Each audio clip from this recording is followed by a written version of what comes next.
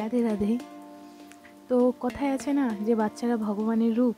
বাচ্চারা এক এক সময় এমন এমন কিছু কথা বলে দেয় যেটা মানে বড়দের কাছে অনেকই বড় কথা হয়ে যায়। তো এরকম একটা ছোট্ট গল্প আমি বলছি, তোমরা শোনো। তো গল্পটা হচ্ছে একটা গরিব মা এবং তার বাচ্চার, ঠিক আছে? তো ওনারা দুজন বাইরে বেরিয়েছিল, বাজারে যাচ্ছিল। তো তখন বাচ্চাটা দাঁড়িয়েছিল মায়ের পাশে এবং মা একটা মুদিখানার দোকানে দাঁড়িয়ে মালপত্র নিচ্ছিল। তো বাচ্চাটা অনেকক্ষণ ধরে একটা লজেন্সের কৌটোর মধ্যে তাকিয়ে আছে, অনেকক্ষণ ধরেই তাকিয়ে আছে, কিন্তু চাইতে পারছে না, কারণ জানে মায়ের কাছে অত টাকা নেই। এবার বাচ্চাটা তাকিয়ে রয়েছে। এবারে দোকানদারটাও বুঝতে পেরেছে যে ওনাদের অবস্থা খুব একটা ভালো না। তো দোকানদারটা বাচ্চাটাকে বলছে যে এই নাও লজেন্স নাও তুমি। তো বাচ্চাটা বলছে যে না আমি নেব না। তো দোকানদারটা আবারও বললো যে নাও। তো ও বলছে যে না আমি নেব না। তখন বাচ্চাটার মা বলছে যে নে না বাবা, আঙ্কেল এত ভালোবেসে দিচ্ছে। বলছে না আমি নেব না।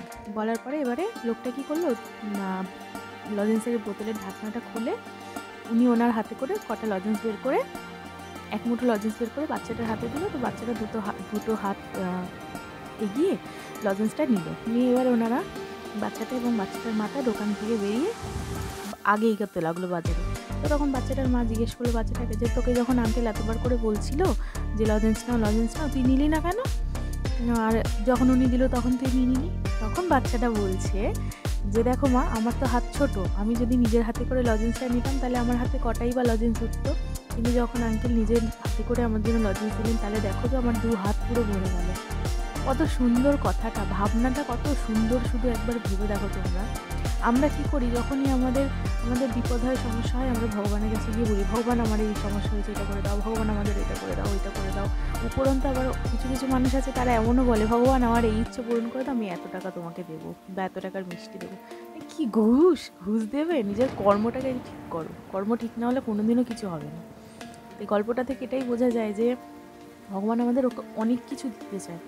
আমাদের ভাবনাটাকে বড় করতে হবে, আমাদের ইচ্ছেটাকে বড় করতে হবে এবং আমাদের কর্মটাকে আরও বেশি ভালো করে করতে হবে, যাতে আমাদের কর্মফল যখন আসার সময় হবে তখন যাতে ভালোভাবেই আসতে পারে।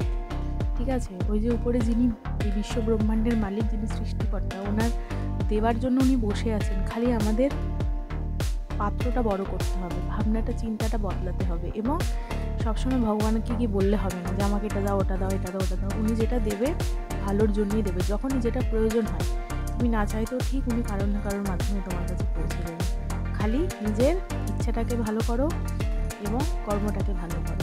যখন সময় আসবে তখন উনি সব দেবেন। রাধে রাধে।